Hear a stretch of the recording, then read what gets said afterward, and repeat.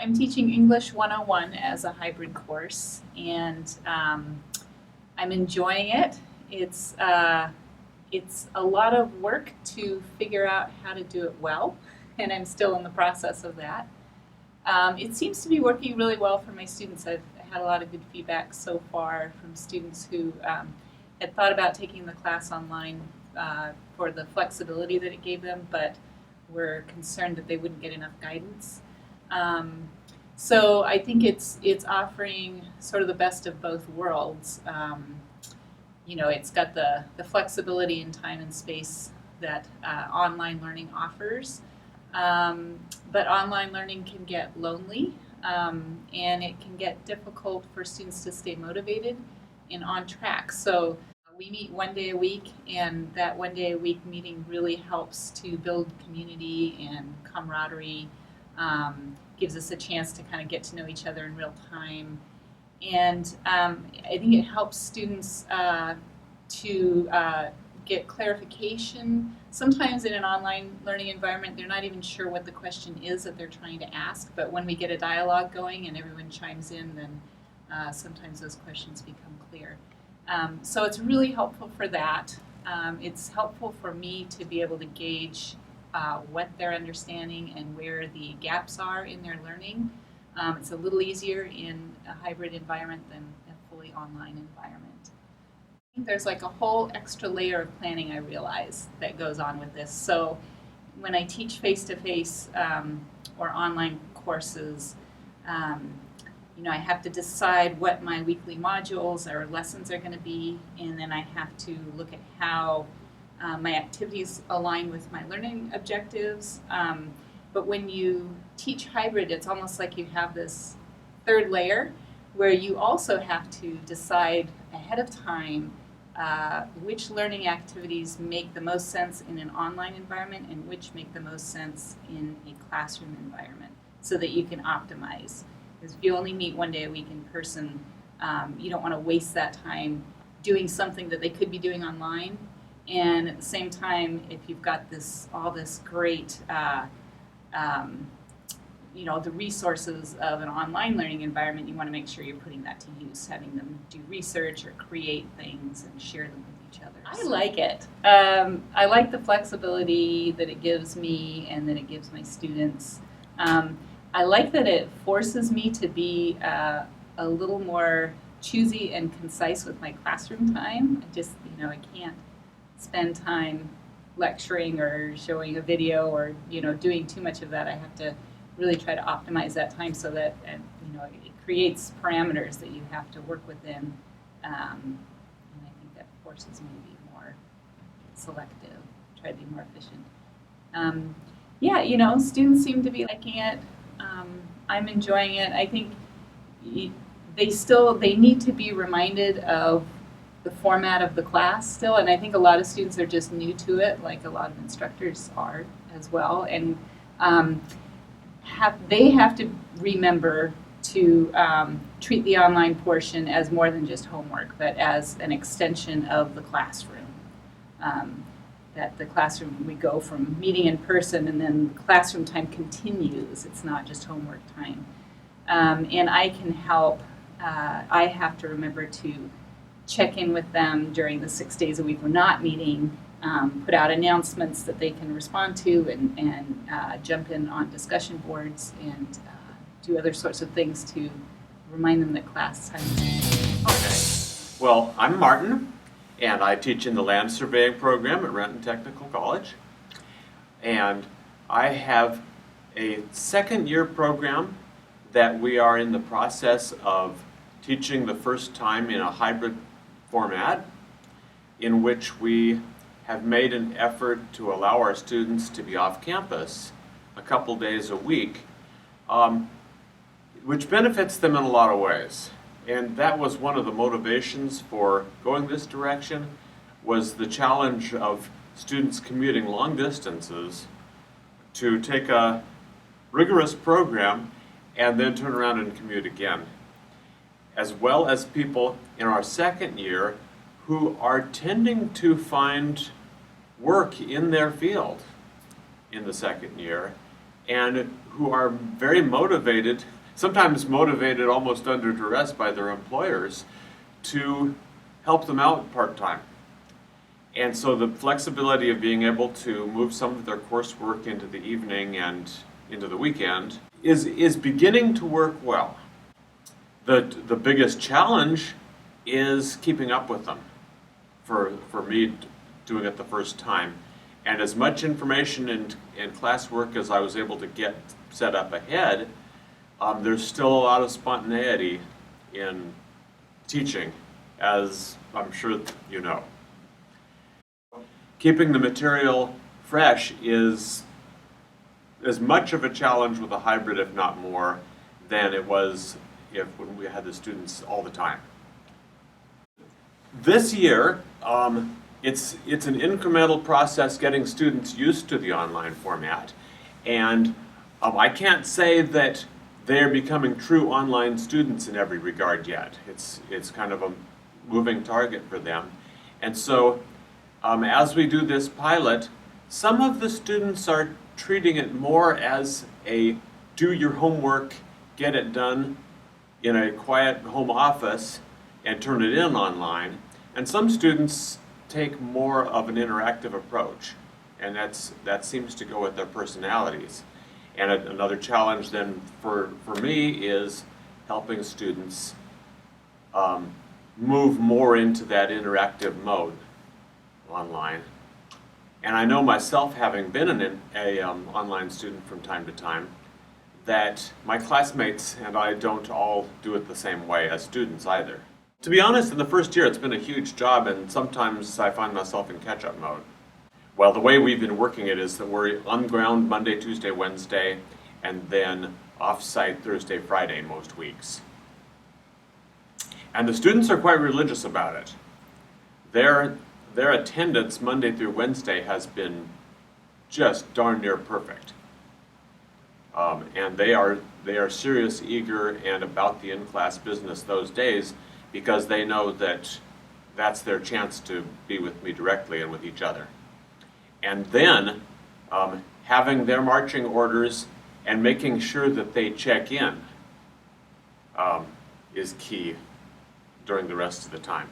Something that you discover in this setting is that you need to check your Canvas on Sunday. And that can be hard. Now, for me, of course, Thursday, Friday, Saturday, Sunday means that Sunday is the last day before they come back, and sometimes assignments are just getting done. Not everybody's making it work on Thursday and Friday. Some of them need Saturday and Sunday. Saturday evenings, Sunday, whatever little time they can get from the edges of their schedules. And so I have had an occasion where Sunday is the weekend and I'm off, but I really needed to check into Canvas. So that's something to watch out for. And the due dates, of course, are a thing that you have to watch like a hawk. Some of the things that have worked fairly well, especially in terms of time management, are putting lecture material into a PowerPoint format and space it out, and then I've been adding ordinary standard audio clips to the PowerPoint, so to elaborate a little bit on certain things. And of course, a good PowerPoint is more about the visuals, a few text items, and then augmented by the instructor rather than just a Word document ported into PowerPoint. So try to make a genuine slideshow out of it and add the multimedia, at least in the audio format. So part of this is partitioning your on face-to-face time, on-ground face-to-face time, with the online time, and considering which things work best face-to-face. And so, of course, I had mentioned that the 3 days that we're together with the students are pretty action-packed. Those 3 days, I'm on my feet just about all 6 hours. Those time periods where you can sometimes go into the office and catch up a little on your office work, during those 3 days, those times are very short. It's pretty much on my feet all the time with the students, together with them. And of course, the other 2 days I thought, well, wow, there's the not having the students present, that means there's time to catch up on a little bit of office work. Okay, a little bit, but during those days, it is just as busy as can be. So you're not getting out of anything by teaching online. You are working your tail off. That's very much what it's about, is student success, making the whole thing logistically feasible for them. And well, we haven't had a single drop. We've been doing it since September. This is now February. We've not had a single drop. We don't usually have much attrition in our second year, but this year it's 0. And the other thing is that somehow we are keeping up with the schedule. That is, we have a pretty much of a schedule plan that we have not changed on our second year courses. And week to week, the lessons and materials and assignments that we've gone through have kept up with that exact same schedule, without really ever missing a step.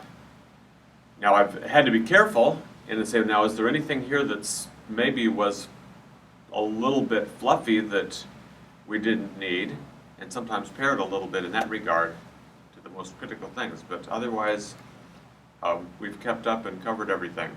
But I am looking forward to the second time through, when at least some of the materials that we worked through this time and got them whipped into shape for the hybrid will still be there.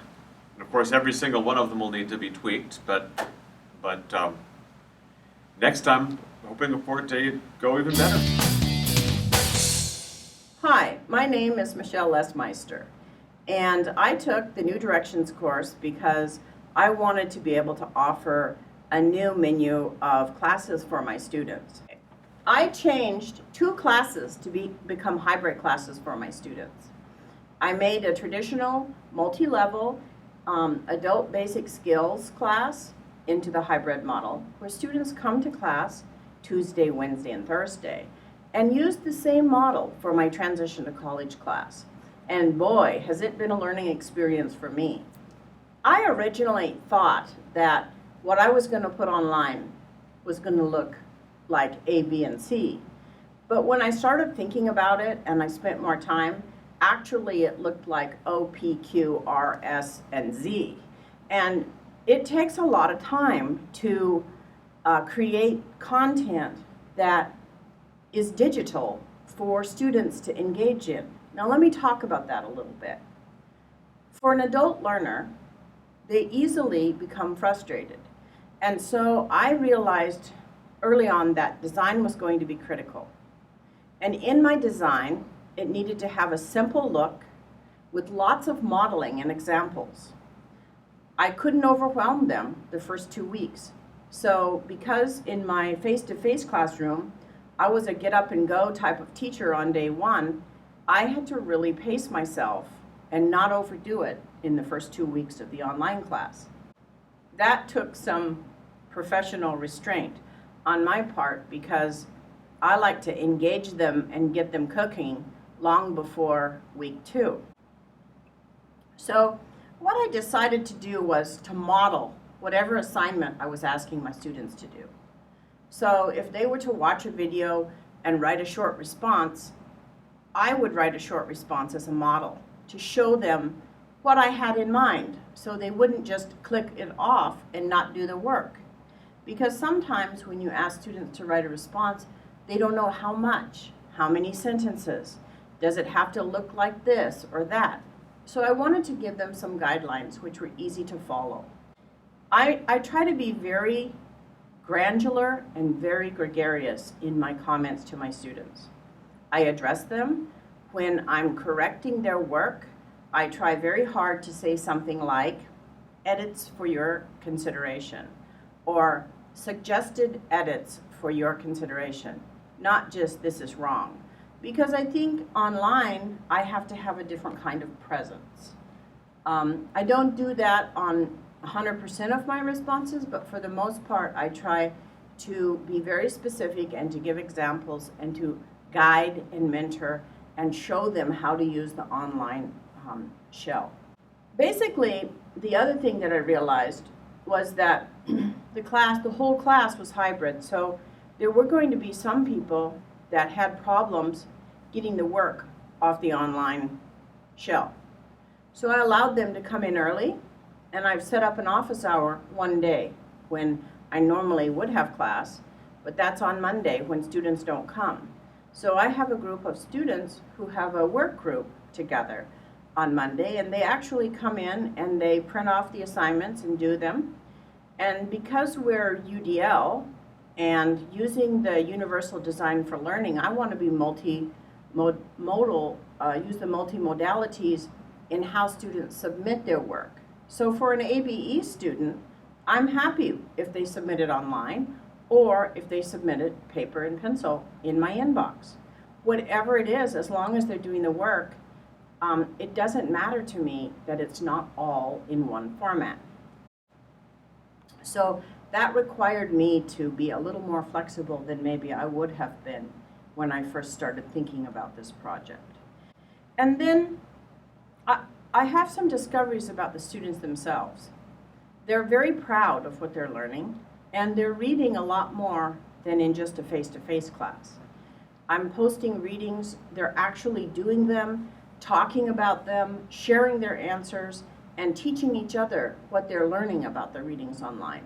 So it's sort of been, on one hand, the extended reading that I'm having them do has been a load off my shoulders because I don't need to go print it and have it ready for them. They're taking care of that business. They're happier. I don't know why they're happier. They come into class on Tuesday, Wednesday, and Thursday ready to learn. And oftentimes they don't leave at lunchtime. They're still there talking, sharing, working together. I asked them at the beginning of the term, when I first went to hybrid, if they liked hybrid, and they said absolutely not. They wanted their teacher 5 days a week. 3 weeks later, I asked them, shall we go back to the regular face-to-face class? No, teacher, please don't. We like this because it gives us time to learn. So, you know, in adult learning theory, we know that it takes adults longer to learn than children, so I think the hybrid model fits in nicely with that. As a teacher, there's a lot more reflection and time put into the course. I am checking my class almost every day, off and on, 24/7. Sometimes I get behind on my grading of the responses depending on the size of them. And I always tell my class, you guys are a little behind, I'm a little behind this week, and they seem to understand because they're behind, I'm behind, but we all get caught up over the next weekend or so. And it allows them to see how teachers and other people in the workplace pace their workload. The key for me is that the students are learning transferable skills, and they're using multimedia venues to really engage in their own learning and become responsible for their own learning. This is something which is a threshold concept in any classroom, that students will take command of what it is that they're learning, and we need to teach that and we need to model that. So I'm very happy about that. I think that digital literacy is a very complex skill that students need to learn in this environment in today's world. And digital literacy requires the instructor be more proactive in the instruction and be engaged with the students in different ways. Frankly, as a faculty member, I find it invigorating to see what my students have put online and to read their responses and to see how they're relating with each other. It's a lot of fun, but I'm not going to say not without a lot of work. So my name is Karen Bronstein-Post, and I teach computer science. And I've been teaching in a hybrid mode now for 3 quarters. It's been a learning experience for me and for the students. When I first started teaching hybrid, I decided that I was going to do my courses in 2-day-a-week increments. I teach 4 programming courses, and so what that has done is, in essence, it's cut my talking time in half, but it has actually increased my online time and the work that I have to do to prepare for the courses by quite a bit. Although I've enjoyed that, it's been challenging. I have found that the 2-day-a-week model is wonderful for some courses, but for other courses, such as some of the high-level programming courses, I'm finding that I'm going to have to do that about 3 days a week, and so next quarter I'm going to be changing to that model. One of the things I've noticed about hybrid versus everyday face-to-face classes, and I've taught both, is that I see the same level of procrastination in my hybrid courses that I saw in my face-to-face courses. I see the same students who didn't turn anything in or didn't attend classes in face-to-face classes every day doing the same thing in the hybrid courses. So I think that students who try to make the excuse that, oh, well, it's online and I don't have the self-discipline and I'm a procrastinator, I think that's just that. It's an excuse, and it would be the same if they were meeting with me every day. Well, I'm finding that one of the challenges of teaching in hybrid is that some of the students think that they can just come on 2 days a week and complete the material that way. And the surprise for them and the challenge for me is that I have to continually put assessments online and make sure that I'm grading those assessments, because otherwise the students won't visit Canvas every day and they won't do the work. And then they come to class unprepared. I think a challenge, particularly in computer science this quarter and the previous quarters, has been that my courses are the only ones that are hybrid, and the other courses they're required to attend every day. So they're already in that attending every day mindset. And so my courses are so different that they think that, Karen's courses are 2 days a week, and I can just come to the face-to-face and I don't have to do the online material. So that's been a challenge, is getting them to actually perform the online tasks and come to class prepared. Some of the strategies that I've used I have put together a lot of online discussions, and I give them points for participating in online discussions. I also have material online, and then I'll have a little quiz at the end of the material that they have to take online and also earn points for that. I've actually learned a lot from some of the online discussions I've had them post material to. So for example, in my SQL Server class, I had my students compare and contrast 2 tutorials that they had to look at. They had to actually go through the tutorials, and then they had to tell me what they liked and what they didn't like about each one of them and choose the one they liked the best. And I learned a lot about the tutorials, and I learned a lot about student preferences from their answers to those questions. I also, instead of having the students turn in a program where I have to stand behind them and watch them demonstrate the work to me, I have them create a screencast-o-matic video and turn that in through Canvas, and then I am able to watch the video and stop and start it and watch their demonstration of their programs.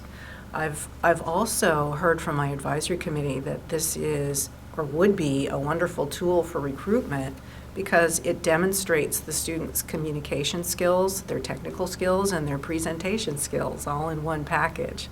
So that's been, I think, a good thing that's come out of the hybrid course. So one of the other advantages of having the students create a video is that it does actually build their communication skills and their self-confidence. So I've had a lot of students that are extremely quiet in class, but when they present their video, they are very structured in their presentations. They speak clearly. They're able to show me the code. They're able to show me their interfaces, and they actually sort of come out of their shells when they speak to me online. And that applies to discussions as well. And I think part of that is because students are so used to using social media these days and so used to typing out and texting their thoughts that when it comes to posting material online, they feel more comfortable doing that than actually speaking up in class. I truly believe in the hybrid format for delivering course content, and it's been a learning curve for me. I'm still tweaking things, and I'm sure I will be a year from now and maybe 2 years from now, and I'm always striving to make it better for myself and for my students.